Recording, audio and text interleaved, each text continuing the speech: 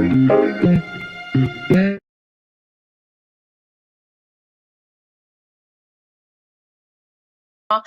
hosted today. I have a few sponsors that I want to just mention before I present to you such a rich panel of colleagues and acclaimed artists, promoters, programmers from around the world.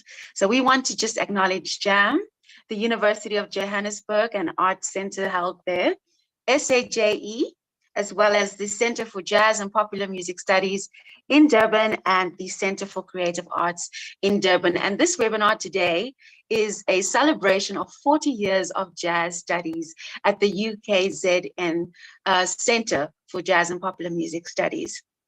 And as part of SAJE, I am tremendously honored to have been asked to talk today with 4 of my esteemed colleagues from around the world who have a history with jazz, a history with South Africa, and who continue to pioneer along their fields with great earnest and inspiration. I have first and foremost to introduce to you Nikki Schreier, who is calling in from Canada. Mr. Kabelo Mokhatla, who's calling in from New York, the Manhattan School of Music.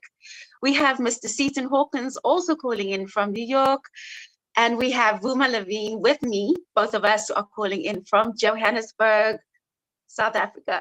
It's really wonderful to have us here as a team today.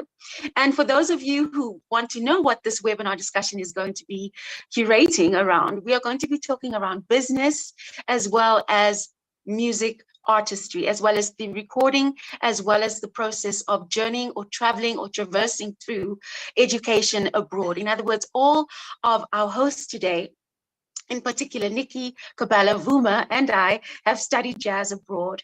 And we are going to talk about what that experience is and what it remains and how it impacts education with regard to personal facets of our own education and those that we have had the privilege to continue to educate. And then we also talk around business, the aspect of recording, being a recording artist, and also the marketing and the business folds that lie within those sort of processes.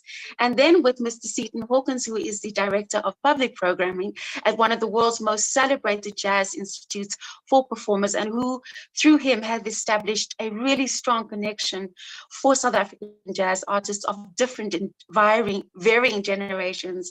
We are speaking to Mr. Seaton Hawkins around the significance of South African jazz education and our impact, and hopefully his view on our influence and the potential we have to impact global jazz or jazz as a global phenomenon. Okay, we will also be taking questions from everyone. You're welcome to pop them through using the interface of the YouTube or Facebook online media that you are connecting to, and we will chat to you later. But we're going to start with chatting to Nikki Schreier this afternoon. And I have a quote, Nikki, and I'd like to start off by reading this about you. So Nikki, you have 3 LPs and 2 EPs under your name, and you are quoted by the London Jazz News as a voice and lyrical ability of great originality. And in discussion of your album, Nowhere Girl, I would like to ask you, where and how do you see your voice and your originality within jazz taking root both in your studies in South Africa and then the road and journey to Manhattan School of Music, where you furthered your studies? How do you trace that original voice in jazz and in your ability to express your artistic inspiration? That's a very heavy question for 9 a.m. Eastern Standard Time. So I need something a lot stronger than just rooibos tea here. Well, it's an absolute pleasure to be here and to be keeping the company of you and Seaton and Vuma and Boy. That's a great question. The answer is actually that I was lucky enough to travel, but I had to travel in order to figure out what kind of music I wanted to make and what my voice was going to be, because I think that it can be very challenging when you go into tertiary learning to study jazz or anything, any music, um, you feel like you're supposed to come out of 4 years of study and you're a finished product, and you know what you want to say and you know what you sound like. And I think it's true for all instruments, but I think the voice is also its own beast because it's really personal. It's, you know, the nuance is kind of on a bit of a different level. Not to knock the the fact that, you know, Ruma sounds like Ruma on the guitar, and Stan Getz had his, you know, had very much an identifiable sound on the saxophone. So really, I've had to use traveling and being in different places and studying different places and being really uncomfortable, not knowing kind of really where I belong. I've had to use that as a tool to figuring out what my artistic voice is. And it's been 10 years since I last released an LP, so a full-length album, which is a very different beast to an EP, I think. And it's been, I know, boys probably being like, she was at Manhattan School of Music. She's not here now, because I'm a lot older. So it's been like a long time since I've been out of school. So, and it's taken, you know, all the time that I was at UCT and then at Manhattan School of Music, and then all of the time outside of school, maybe even more so than being in university, to, you know, keep practicing and keep working and keep listening and keep having these sort of uncomfortable conversations with myself and with other people, where it's like, oh, you're South African, but you don't sound very South African. And I don't always feel, I don't always feel South African. I often feel more European because I wasn't born in South Africa, but yet I grew up in South Africa. So it's a very confusing dialogue that I've had to have with myself. And then that dialogue obviously carries through into my work as a musician. So I'm constantly asking those same questions of myself when it comes to what kind of music am I writing? How am I singing? What vocal inflections am I using? Because, you know, I can't use certain vocal inflections to make myself sound more South African. And there are other vocal inflections that would make me sound more folky and more British, perhaps. And, you know, so I kind of live in the cracks. But I've become more comfortable with that. So to answer your question, the travel has been a tool that I've used to figure out my kind of musical identity. And it's still a work in process. And I suppose may it always be that for all of us, because that's part of the, you know, the spiel of being a musician. Absolutely, Nikki. And can I ask you, between your first LP and the LP you have now, so that's a story of 3 recording projects that you've pioneered through, what is most reflective for you when you regard your processing and your planning with regard to your first and your current? What has changed? So I recorded my first album. I was a year out of graduate school, a year out of Manhattan School of Music, which might sound mad to some people because they may have said, well, you should have waited.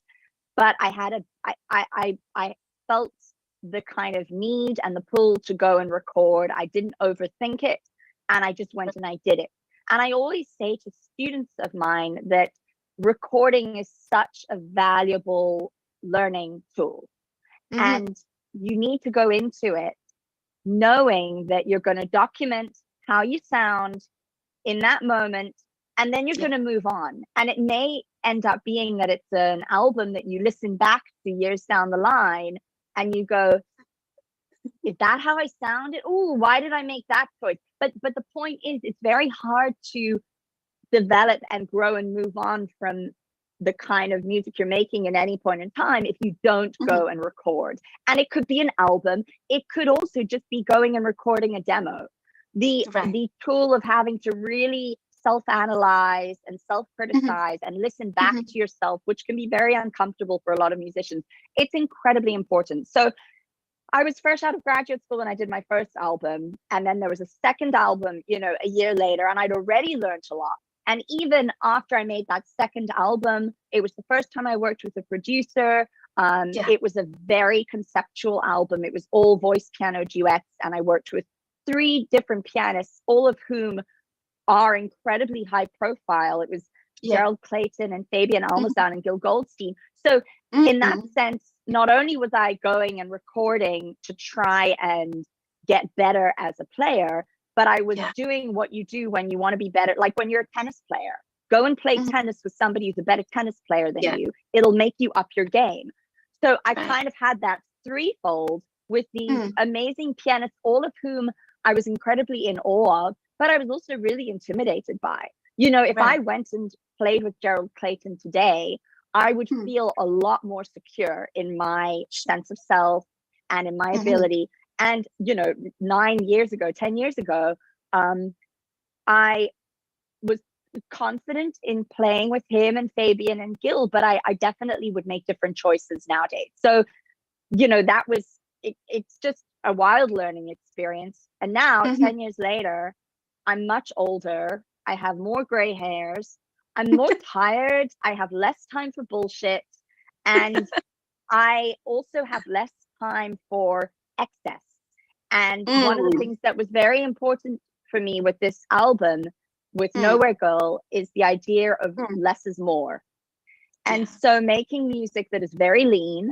I love the singer-songwriter genre. So I write songs. Improvisation exists within the framework of those songs, but I'm not going to waste time thinking, oh, but is it jazz because it's only 20 bars of a solo? Oh, am I fencing my pianist in because he can only improvise over 8 bars and then he has to be done? I was like, no, it serves the song.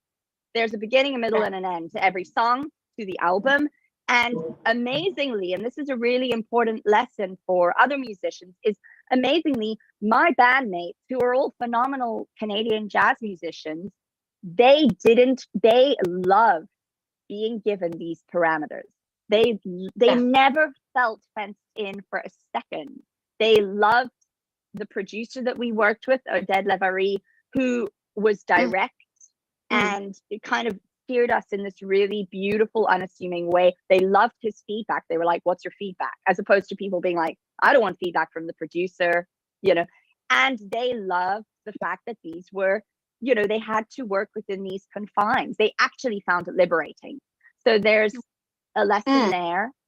So everything is leaner 10 years later, Chantal, and musically, I'm like, I know what I want to say. And in the past, I would have apologized. I would have said, oh, this is the music. Oh, but I'm so sorry. And I really just, you know, am I proud of what we made? Yes. So do I give a shit that people are going to go, oh, but is it jazz? And oh, but she doesn't sound like, you know, an R&B jazz hybrid. And what is this? You know, she's enunciating. You know, I've already gotten all that sort of feedback. And I'm like, so sue me, you can hear the lyrics. Right. Well, you know what I find very liberating, and we happen to have the discussion of freedom and jazz, and on our National Day of Freedom in South Africa, and the role that jazz has played in freedom, not only with regard to the struggle, but also just allowing artists to have a very, I would think, as Ellington, I had a quote, Nikki, that I actually wanted to ask you about. Ellington talks about this. He says, Ellington saw jazz as embodying, and I'm paraphrasing, certain ideals of freedom and independence through which it evolved, or as it evolved. And so the idea of who you are becoming and who it is that you reflect on over the last 10 years of your recording history and also your education abroad. I want to just ask you one more question, Nikki. How do you see jazz, your history, your teaching, your experience, your education, as well as your writing, your artistry? What is the one thing that you found most inhibiting and the one thing that you found most liberating about being born in the decade that you were, where we could experience education abroad, and how that impacted your thought around what it is that you would choose to sing on and sing around, the themes? I love your music, Nikki. I find it highly intuitive and I find it very intentional, and I love that about your choices. How would you encourage somebody else to take away what Ellington sort of inspires us to kind of mark as an ideal with regard to a personal sense of artistic freedom and taking the movement of jazz forward? And I'm sure Seaton will talk a lot more than I can to this. And then finalizing what was most difficult and most liberating or affirming. in both choosing the institution you went to and choosing the topics that you sing on and the way that you curate, orchestrate, arrange the musicians that you work with? Hefty, fabulous, juicy question, Chantal. And thank you for your kind, thank you for your kind words about my music. Sorry. It's the same thing that answers both those questions. I found it very inhibiting. Inhibiting is a word, maybe not the correct word, but I found it inhibiting the fact that I was South African, but that I wasn't making South African jazz. You know, there's, I mean, a spade is a spade. I'm not Xhosa. I don't sing in Xhosa. I don't sing in Zulu. I don't sing in an African language that immediately takes the listener to that place in the most, I think, the most exciting and vibrant way. I could do it, but it's not my language. You know, and people have been wonderfully supportive when I've sang, you know, Yakali Ngomo and that, but it's not the glove that belongs to me. I can put it on, it doesn't fit perfectly. So it was very wonderful growing up surrounded by people for whom that music is their music. People like Bokani and Chris Engel and Luanda Gokwana, and we were all at UCT at the same time, you know, and even Stain Cooper, you know, who's found his own way to make South African jazz in a way that is authentic to him. I learned so much being around all these people, and I always felt very at odds with the fact that they were introducing me to Becky Mseleku's music, and I adore it. But like, my music, could I make it my music? I found at UCT and being part of the South African jazz community, the most important thing in my life and in my development as a musician, but it has also made my line of questioning and looking for musical identity very complicated. But then in the same way, when I moved to the USA, and the reason that I went to the Manhattan School of Music for graduate studies is because the musicians that I felt most aligned with were other singers with soprano voices. You know, our ears gravitate to that which sounds like us. And many of those singers were American or European. So Kate McGarry, Tierney Sutton, Stacey Kent, Luciana Salza to a degree, although, you know, that's Latin jazz. Those were the singers that I listened to when I was at UCT. I wasn't listening to Sibongile Khumalo. I was late to come to people like Betty Carter and Carmen McRae. I'd never really gotten into Billie Holiday. Sorry, guys, but you know, I can appreciate what she does, but I don't hear myself in what she does, which as a musician is very important. So all those singers, Gretchen Parlato, the people that were alive and kicking, I could hear, had similar voices to me, or who I could only dream to sound like, they were all in the States. And so that's why I went to the States. And also, I always say to people, if you're going to go and study abroad, don't choose the university, choose the teacher, and then go to the university where the teacher teaches at. For me, Kate McGarry was at Manhattan School of Music when I applied. When I got in, she had left because she'd moved out of New York, and I ended up learning with Peter Eldridge, which was, again, much as growing up within the South African jazz community has been invaluable to me. Learning with Peter ended up being one of the great relationships and great love affairs of my life. So that was my line of thinking. And then moving out of South Africa, the thing that was the most liberating to me was the fact that I came from South Africa.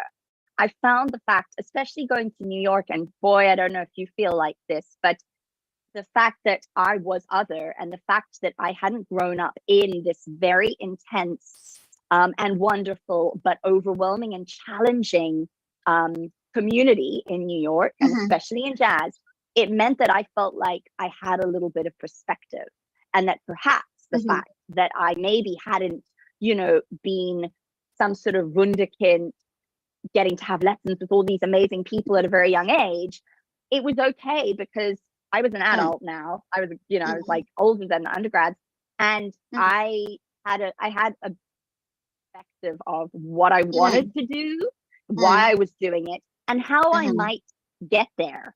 I didn't, and I think that ended up being something that was very valuable.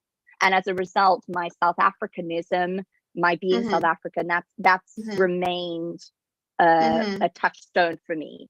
And as I've gotten older, I've appreciated it even more, as opposed to seeing it as a thing of, oh, but how and where do I fit in? And, I am the same as Vuma, but I'm also radically different, than Vuma, or even, I look at a friend of mine, Cara Stacey, that, Vuma works with and Vuma knows. And, Cara's from Swaziland. Cara has a connection to that place in a way that I may never have with South Africa. Right. So there are pros and cons to both. Thank you, Nikki. That's really intimate and rich sharing that really gives us insight into so much of the complexities and processes that move as we move and traverse across these artistic timelines and seasons. I really appreciate you sharing, and I'm sure we'll have some questions coming from us, our listeners, and what you've shared. Thank you, Nikki. I'm gonna take some of these questions to Vuma.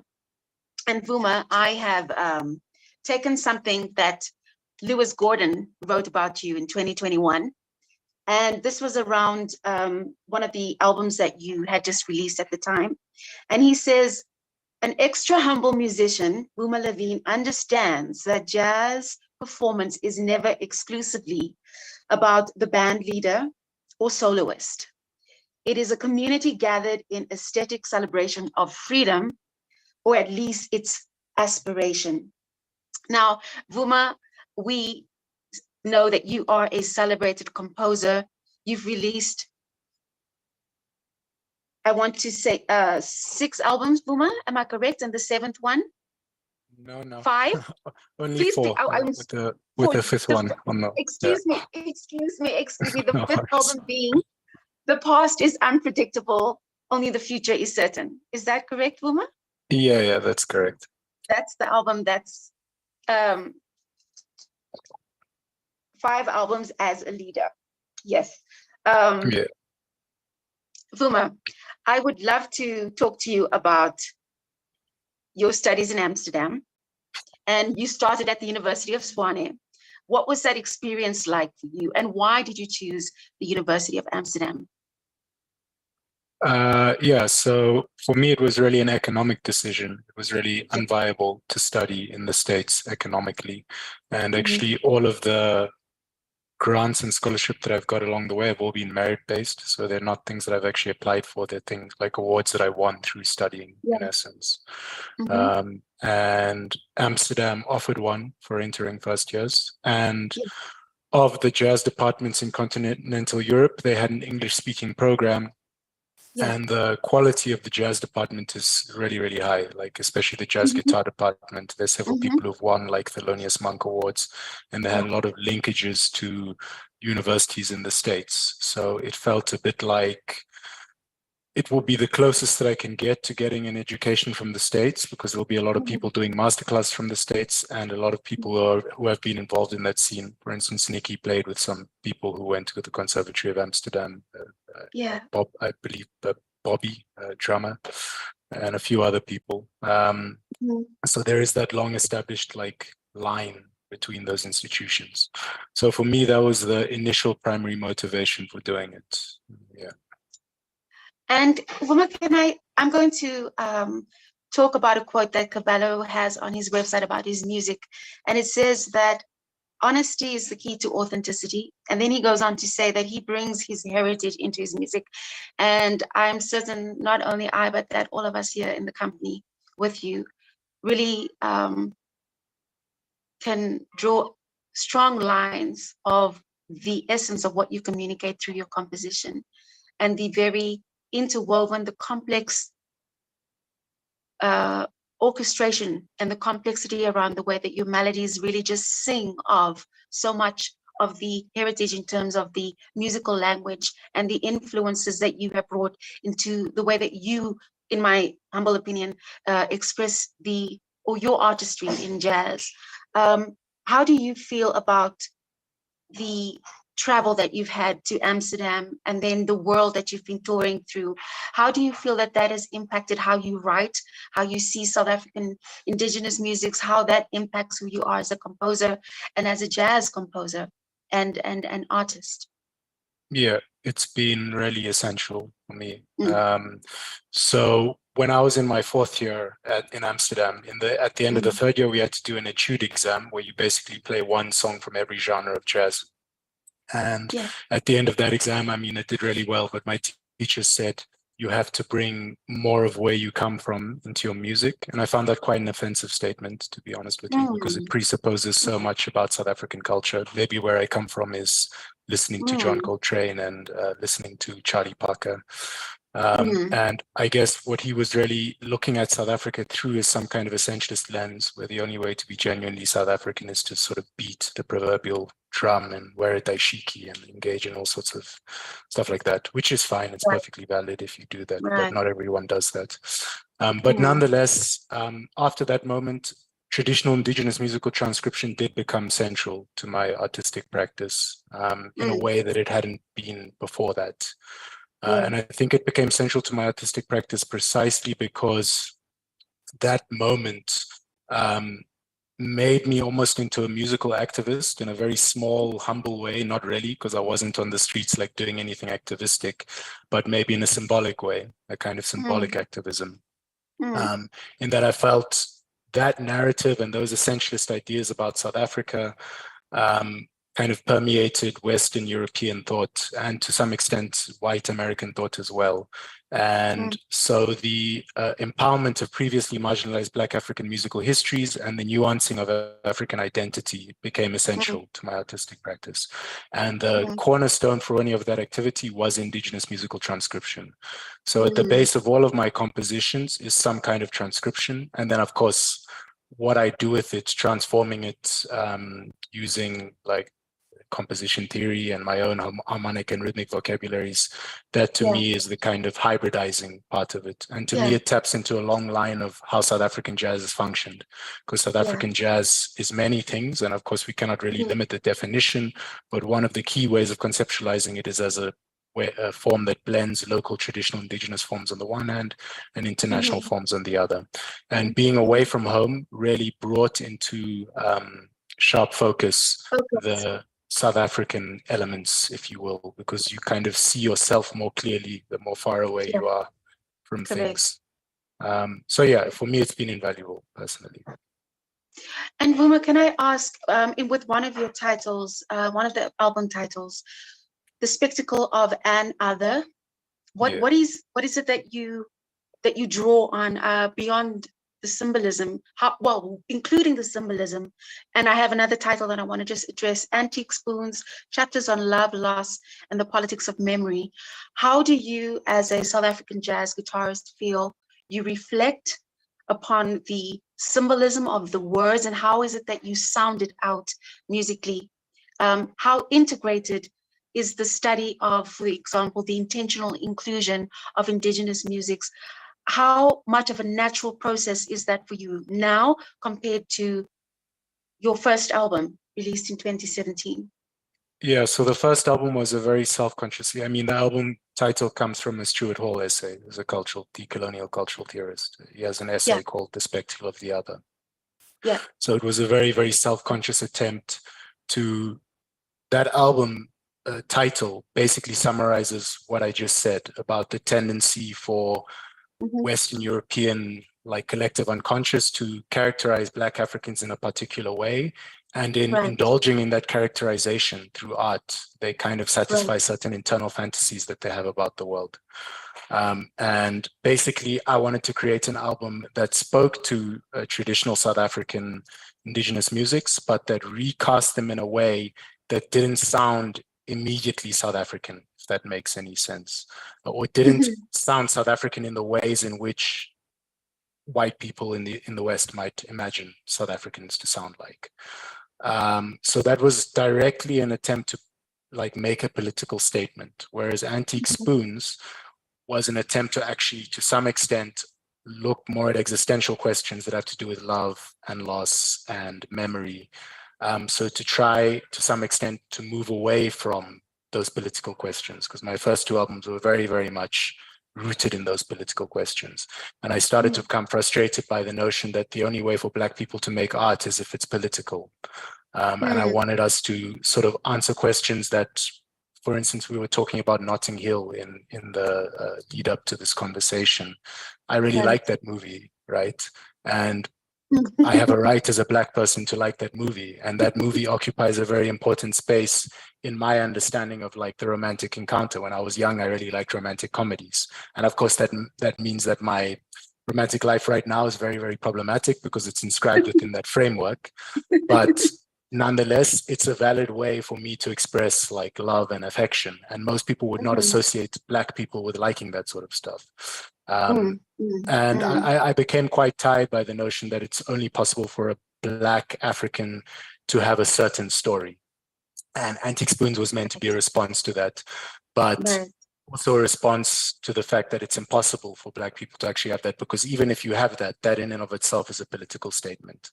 So that's why the politics of memory is added in there. So, and both, as I said, draw extensively on Indigenous musical transcription. In the case of Antique Spoons, it's a lot less obvious that that is happening, especially because that really uses a lot of like Indian Carnatic music, and my own kind of harmonic vocabulary that I developed over the years. But both of them really have, as with all my albums, they really have Indigenous musical transcription embedded in there as the root of it, and then everything else is abstraction. Yes. And Vuma, can I ask you if you could share with us one of the questions I was invited to ask everyone, and if I could ask you this, you know, when it comes to marketing music that is very personal as yours, as ours generally as artists would produce, but also the fact that there are levels of activism, there are levels of research and Indigenous musics that's not necessarily popular or popularized as other genres of even local jazz could be or currently remains. How do you market what it is you do, if at all you find the need to do that? And how do you work through, at times, the ability to focus your community in terms of the gift that you have and the community that you want to share with? Yeah, it's really hard because it's not really commercial music, and I do it all myself. But I find that if you are very honest in the way in which you reflect on your art, and you really communicate that in a nuanced way, for instance, on public platforms like social media, then you gather people around you who think in the same way. And then you can tap into them when the time comes.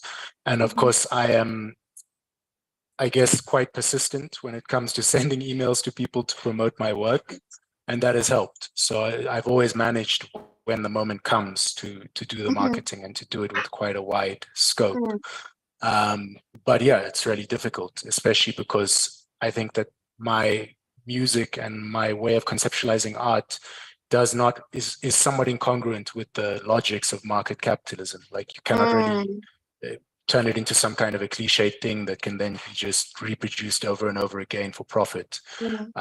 So, I mean, to the extent that I have done the advertising and it's been successful, I've done it myself. It's just I don't think it has been, unfortunately, all that successful, because it's not really possible, because it kind of contradicts how like capitalism works more broadly. But that's something that I also knew was the case, and something that I made peace with a long time ago, and it really doesn't bother me at all. The most important thing for me is, am I able to sustain myself with some kind of an income, which I do because I work at WITS, and I'm really happy to do that work at WITS. And beyond that, my music always has to be an authentic expression of my own internal contradictions and how I negotiate them. And whoever wants to come along for the ride, they're more than welcome to. And I'm more than happy to share that with them. But ultimately, I realized a long time ago, I'm not going to be like a super famous guy. And I'm completely okay with that. It doesn't bother me in the slightest, to be honest with you. So. Wow, Nikki. I'd love to just comment on what Vuma said. There were two things. Yeah. The one was, it's so funny because Vuma and I have never really chatted. You know, we follow each other online, but it's so wonderful to hear him talk about his whole journey of identity and music. Because I always falsely assumed, I was like, the music Vuma's making and the way in which he inhabits his space as a creative person, it fits him like a glove. He came to this overnight. So it's incredibly what's the word, less alone making to hear the kind of thought process Vuma that's gone into it, and how there are so many similarities and then also like inverses, because you went overseas and because of all these assumptions that have been made about you and the kind of music you must like or, you know, must be influenced by. So I love that. It does make me feel less alone, and hopefully it makes other people feel less alone, you know, from all sides. It's such a universal thing, actually. But when we hear people who've recorded something and put it out, you feel like they were born fully formed and they never really had to have like, you know, moments. So it's really wonderful. And I'll also say, in terms of marketing, I think Vuma's spot on. If you're doing your marketing by yourself, sorry, this is a bit of a marketing stick thing. It's about story. And I think, you know, listening to Vuma speak now, I'm like, but, you know, great story. And it sounds incredibly callous, but marketing, press release, what is the story? That's what journalists and broadcasters are going to glom onto. So if you're doing it by yourself, it's imperative. And also that persistent, dogged emailing. But I do just also want to say, no matter how kind of avant or not popular the music we make is, because jazz is niche, and then there are, you know, subgenres of jazz that are niche of niche and everything, and it's a hard sell.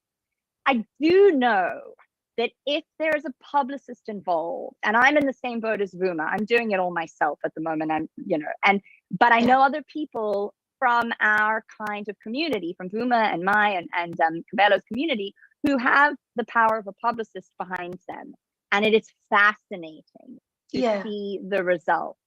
And it's you know, and it both can work, but it is very interesting that as much as I would like to believe that DIY and personal outreach to journalists, and if you've got a story, they'll bite, that will work, there are still gatekeepers in the promotions and press sides of things. And so I find it very interesting, and it's not a criticism of people who can afford to have. I've done that in the past, but I'm looking at people in our realm who have the power of a good publicist, you know, whether it's, you know, Nduduzo or Bokani, and the music is of merit. That is not my point. I'm using it all as case studies, analyzing. And so to touch on what Vuma said, it's a very interesting space in which to be marketing the kind of music that we all make, and seeing where it can go and where it feels like it can't go, or where it can't go, not feels like. That's my point.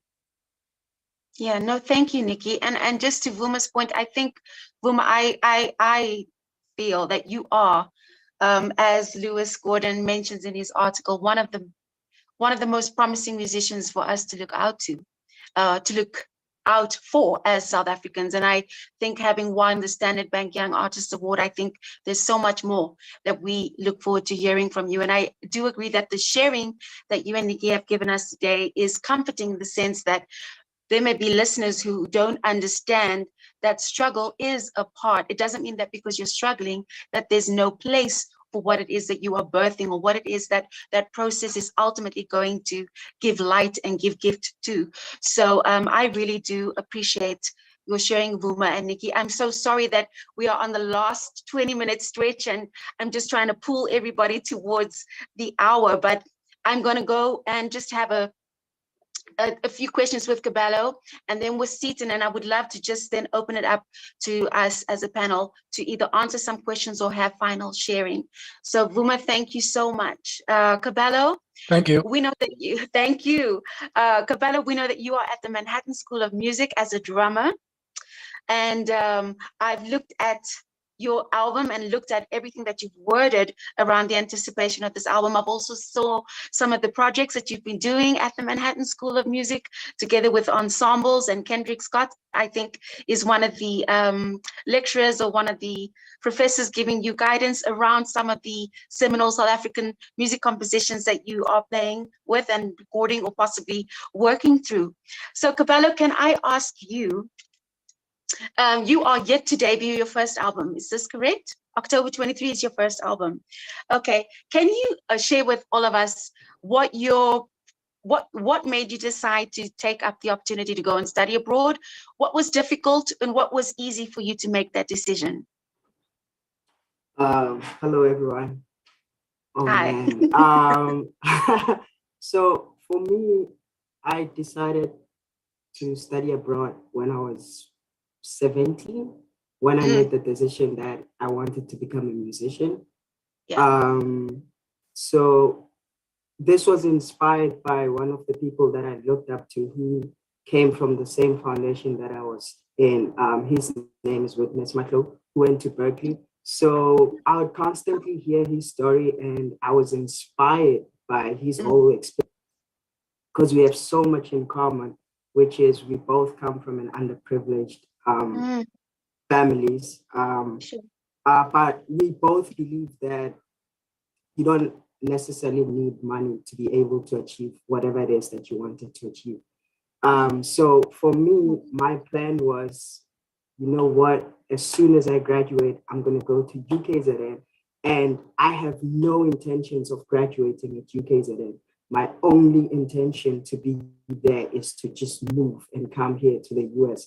So I've always had that in mind. So by the time I got accepted to UKZN and I went to the school, which was extremely hard because I didn't get any financial help from my family because they're underprivileged. And also they didn't really believe in the music, that I could make it in the music. So they always have this perspective that, you know, man, you're going to become a musician, you're going to starve and all that, which is, I understand. But yes, so I made that decision. I went to UKZN and I had no money with me. So I had to, you know, live with friends and family, spend some time practicing, you know, trying to move from that one place to another. So luckily enough, I was surrounded by people who really loved and cared about me, and they saw value in my work, including my lectures from UKZN. I'm not sure if they are here. So they helped me get some form of a scholarship that helped cover my fees at UKZN. And my plan was to get an exchange program so that I can move from that one place to another, the same way that Witness did. Around the same year, I applied for exchange programs. I also applied to other institutions, which I won't mention. And I got accepted to all of them. And I also applied for this prestigious scholarship, like the Hugh Masekela Scholarship, which basically covers everything. So I just applied for everything. And I had help from my lectures, and I got in. So here I am today. So it's been a tough road, and it continues to be. But I'm always optimistic, and I try to make the best out of every situation. So I can go on forever, but given that we have limited time, I'm gonna. Well, no, you know what, Kabelo, I want to just tie in something you've said. You said about, you know, placing value on certain things within your community, within your environment. In particular, in this discussion, we're talking about the value of your educators, the value of the community, of people who are giving into your life, not necessarily in a monetary way, but in an encouraging way. So how do you, and I'm going to quote what you say and what I also posed to Vuma, honesty is the key to authenticity. So when you look at the music that you are writing and that we're going to be hearing in a few months' time, what was the value placed on your gift to prepare you for the opportunity? Because lots of people would love to study abroad, but not everyone's given that opportunity. And you shared around the tenacity and the mindset and the focus that you had, and the fact that you planned, you applied everywhere, and that you had certain, I think, core, you had a certain core understanding of the process and the resilience you needed to have to get to where you are today. So what were the values that geared your mindset towards that invincibility around you being accepted either at Manhattan or any other school in the States? And number two, what is the honesty around the authenticity you need to have around your gift and the way that you see this propelling you in the music that we will be hearing in October, and the community that you are building abroad? Those two questions. So for me personally, I really, really, really love what I do. And I never had any intention of becoming a musician until I was forced to become a musician by my mother, because she was like, you gotta go to school and learn music. So like, I really love music, any form of music. And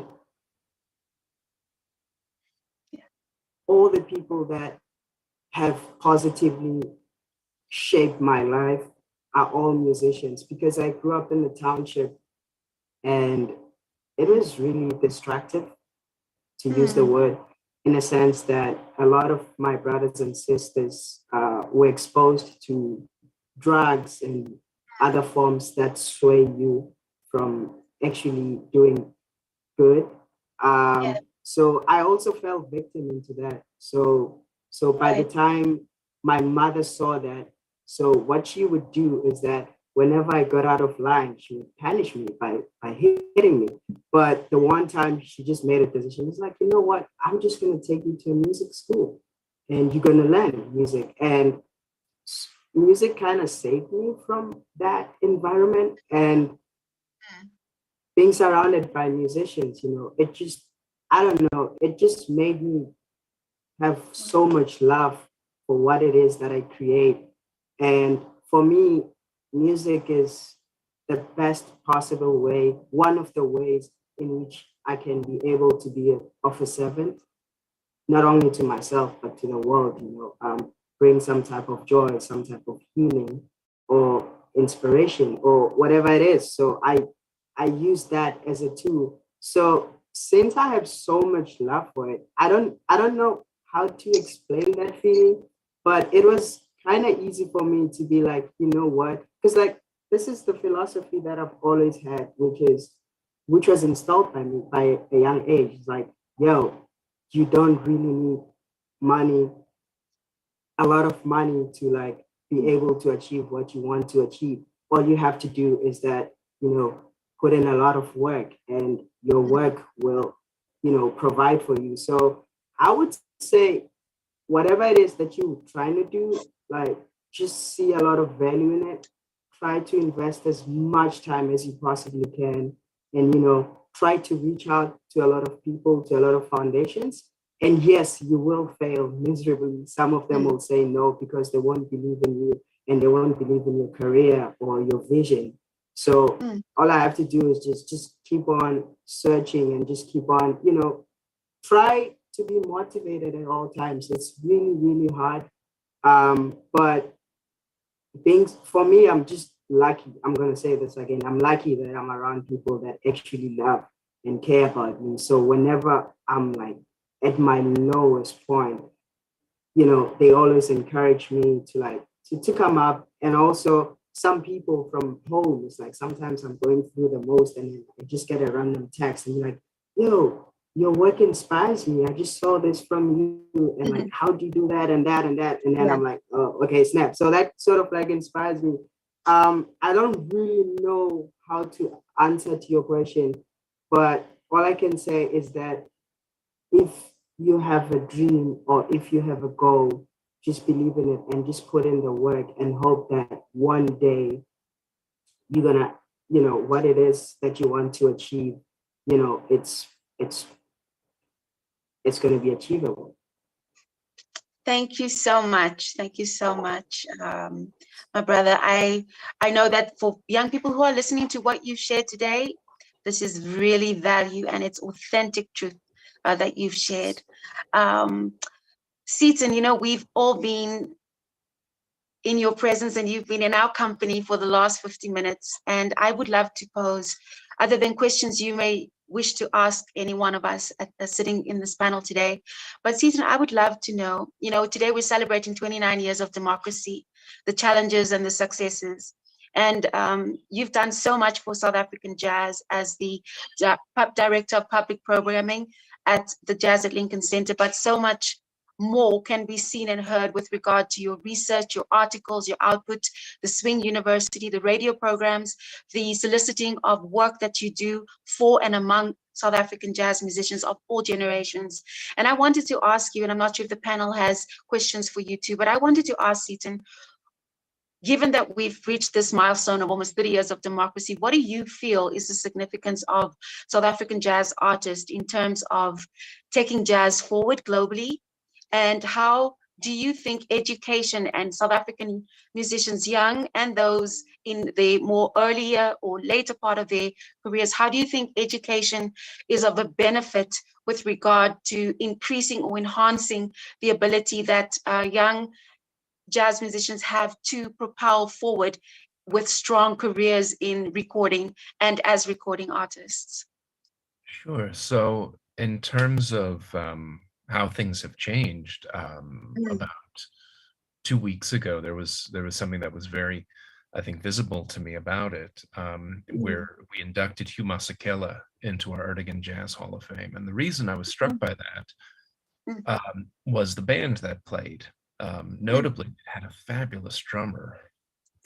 It was Cabello. But what I'm struck by, we brought in Mandla Mlangeni from Johannesburg, but everybody else in the band was predominantly South African, and they were based here. And what was striking about that to me is if this had been 15 years ago, there would have been a much, much smaller set of artists that we could have called. Not to say that the artists we could have called, because 15 years ago would have been Bagiti Kumalo and Tony Cedras, amazing artists, but not many of them. And that there are notably more artists, and I can only really speak stateside on this one, is really striking to me and really wonderful. But in terms of, you know, the presence of the music, I've noticed that it seems to be getting a lot better in the States in certain respects. You know, there's still a lot of xenophobia in the American jazz scene. When I started the radio show with Sirius XM, I'd get hate mail from people saying, this is American music, why are you taking away time for us? Which felt very petty. But more people seem to be coming around to checking it out. More people seem open to it, and more people also seem aware of the styles and some of the artists. So I think that's really, really exciting. I guess what I'd say for people who are looking to come to the US and study is the game plan you would need, because Vuma alluded to this, the cost to study in the US is highway robbery. But if you're going to do it, you definitely need a funding plan for your education, but also for your lodging and for food. But the other thing is, whatever the span of your study time is, whether it's a 4-year undergraduate or a 2-year master's program, tack 3 years onto that, because your game plan ideally would be you're coming in on an F visa, which is a student visa, which limits your work. And you won't be able to parlay that into an O visa, which is the alien of extraordinary abilities, 3-year visa when it's done right. But if you've got that plan and that ramp, I think it would be a more successful time. Yeah. And sorry, Seaton, am I interrupting? No. Seaton, that's really helpful information that you've shared with regard to planning for jazz studies at institutions in the States. Also with regard to the encouragement of the number of and the influence and affluence of younger South African artists taking space and sound space and being played on, you know, just tremendous, the tremendous programs that are being offered, including yours. Seaton, in closing, can I ask you to speak to us about what you think the integrity is behind artists, South African artists who want to merge into the American market for jazz? What do you think are key things to consider? Well, I think there's one thing that every artist, regardless of where they're from, needs to be able to do, which is, beyond just as an artist being able to play in a versatile set of styles, I think every artist on earth needs to be able to say succinctly what they do better musically than any other artist, or uniquely to themselves. One of the things I notice in New York is I'll get pitch emails from artists from wherever who will all say essentially, I'm a really great tenor saxophone player, so please, can you get me a gig at Dizzy's? And ignoring that, I actually don't book Dizzy's. The problem with that is, especially if you're in New York, well, there's 300 incredible tenor saxophone players. So that doesn't make someone unique, but there are things that make every given artist unique. So I remind that. The other thing I do think is, if you are South African or a South African jazz musician, you don't have to play bakanga, but I do think it behooves any artist to be able to succinctly explain what that is, because it gives you an educational path that you can take as needed in the US, because that's a workshop you could do at schools, and that's a presentation you could do at community centers, which opens up your economic possibilities in the States. And I think that's important, because as you're building what you do as an artist and building your renown, one way you can avoid struggling through door gigs essentially is to not play that game with the clubs, and instead look at other venues that would be interested in the concepts of your music and drive along with that. But that means knowing what those concepts are, being able to explain them succinctly, and being able to drive that. That's really powerful sharing, Seaton. Thank you so much. I don't know if Nikki or Kabelo or Vuma have any closing comments to you, Seaton, or any questions that you'd like to ask Seaton before we close. We have 3 minutes left.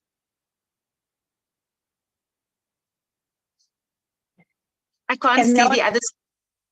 Yes, go ahead, Nikki. If no one else is going to ask, I mean, God knows I've spoken a lot, but I do just want to encourage people who are listening, regardless of where you are in the world, and regardless of at what point you are in your musical trajectory. The wonderful thing about jazz is that it's a community, and that it's small, even internationally. So if you've heard anything today from Seaton or Vuma or Kabelo, or from me or from Chantal, please reach out to us online. I know that we would all answer. If you have questions about studying abroad, if you have questions about marketing an album, or releasing independently and not using a label, or not having a publicist or anything like that, please reach out and ask us, because we're all available. And I think people always assume that they can't, or that they shouldn't ask. If you don't ask, you don't get.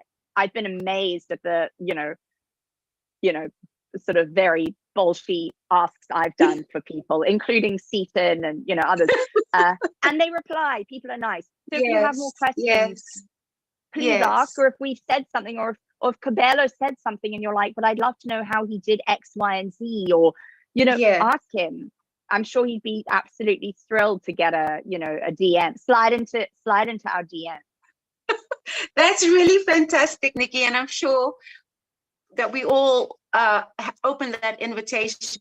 And I certainly just want to make a public statement of gratitude to Jack and Trudy van Paul, because it takes people to make a difference in your life, and they contributed hugely to me being able to study in Belgium. And I want to also thank the educators that I've been afforded in Belgium and the States, and really to say that jazz is such a rich world of community and sharing, and such a legacy of nations coming together to sound out an earnest and I think the voice of humanity. So even today in our sharing, it's been such a privilege to have the company of my friends and my peers, my award-winning colleagues, all 4 of you from all around the world, taking the time and sacrifice to share so openly and intimately.